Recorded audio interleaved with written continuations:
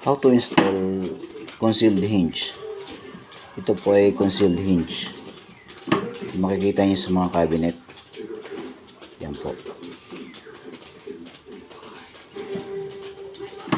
May tatlong klase po tayo. Ito po ay C1, C2, C3. Yung C1 po ay full overlap. Nakapatong lang siya sa pinagkakabitan ng bisagra. Tapos yung C2 is half overlap. Nasa pagitan siya na pinagkakabitan ng bisagra. Usually sa mga panggitna ito.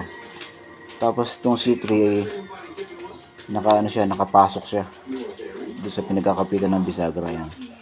Nakalinya siya. Nakapantay lang siya. Labas. Unlike doon sa C1, nakapatong lang siya doon sa pinagkakapitan ng bisagra. Ayan. Mas madali ho ikabit yung C1 kasi hindi ka na mag-a-adjust hindi ka na mag-a-adjust hindi na mahirapan pumasok yung pinto.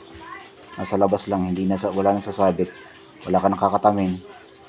Yan, adjust na lang. Yan po. Yan po yung tatlong klase ng concealed hinge. Ideal po ito sa mga cabinet kasi siya. Kaya nga concealed hinge, hindi siya obvious yung kanyang bisagra. Magandang tingnan sa labas, mapipinturahan mo ng maganda yung cabinet. Yan po.